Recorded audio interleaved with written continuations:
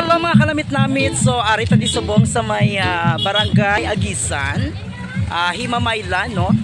So thankful kita because nag-invite kita na mag-witness ang ilang festival, ang street dancing, and then ang ilan na arena dance competition. So katahom sang ila port, dire giniwat, no? Dana side amo na ang video sang ilang arena dance competition. So 12 ka mga puroks ang nag-join, no? So maybe siguro 12 gid siguro, no, sa sini nga barangay, no, kaga kanami gid sang ila na port. Kaya ipakita ko sa inyo ang katahom sang Agisan. Actually first time ko nagkadto diri sa may barangay Agisan. Na-appreciate ko gid ang katahom sang ilang dalampasigan, no? Bye-bye na bye-bye. So kagina medyo mainit ang chimpo. Kag nagapala mahulay kita kag ginulat naton si Nino kag nagbundak ang blessing nga ulan. Kag subong naguntat na kag later than the sunset. So makover kita karon sa street dancing, no? So sa mga taga Agisan dira, so please follow kamo sa ako na Facebook page, paki-share kag lantaw kamo sang street dancing.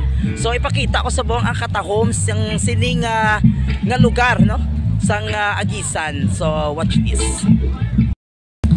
So dire pala makita naton ang symbolize sang isa ka Mama Mary nara si Jesus sa isa ka barko-barko nga ginhimo, no, do replika kaga ina ang diri na side dalampasigan kadamo sa mga pamalay kag makita mo ang bukid sang Kebangkelin. Asa dito na siguro to pakadto na siya sa may Kawayan ni Goro ni pakadto sa Sipalay Hinubaan. So amo ni ang ila port kaga mo ni mga kaganapan diri subong. So nagadamo subong ang mga tawo. Kami nakita ako dito na isa ka vlogger na do ka familiar sa akon siya, no? Nagasugod na subong ang pagdamo sang tawo kay dugay-dugay masaksiyan naton ang street dancing. So pagkagabi so makita naton yung mga street foods na kinalain ng mga baligya nila. Kaga hindi ka mo di magutuman kay damo ka mo diri na makita, no? So may nakita ko to na sa no, the vlogger, sino to siya man, diba? So preparation, ayan.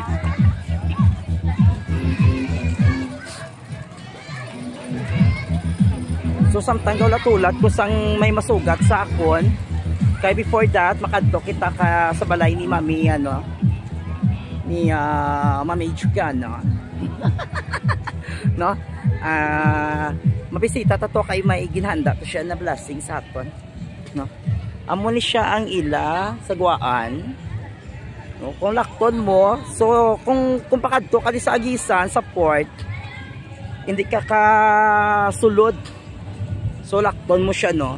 Kadto di pero kalami kung lakton mo siya. Makita mo gid sila na tanan. Kita mo. So amo siya ang lugar sang barangay Agisan kung sa diin dili ang mga lugar sang akwa ng mga maalwan kag mapinalanggaon na mga mamshi. Katlakad kita diri. May nakita ko to kagina isa ka vlogger kay do familiar sa sakon. Dili to man.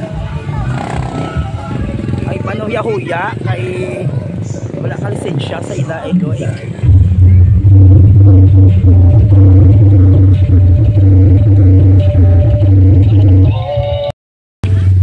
So kung dire ka lang na side pakadto dito sa ila port, amo ini makita mo na sitwasyon na dos sa kasama ng kung ara ka sa mga festival sa iba ng mga cities sa municipalities, same ang Japon ang mga gabaligya kung anong ginabaligya nila kaga ang kasadyasang lugar kay dubuhay na buhay, no? Damo gabi na baligya di syempre pangabuyan man na nila mo, no, langga. Oo, so I hope so nga damo sa mga vlogger siguro makadto diri nga mag-cover sa ilan na festival, no? So biska magabihan kita. Okay. Magabihan kita, at least nag-enjoy kita sa ilan na festival diri sa may barangay Agisan. Ayan guys. So ano pa ginahulat da mga taga barangay, mga taga Agisan noon, mga taga Himamaylan noon. So kadto na kamo diri sa ila festival na pagsinadya sa Palawod. So ina ang mga ila ng mga props. So ready nang ilang mga props.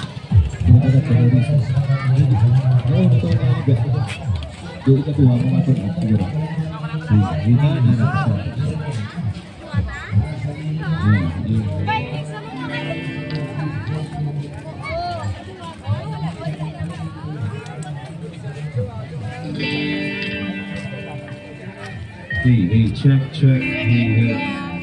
Hey, sige. Hey, check. Hey, check. Ayan guys.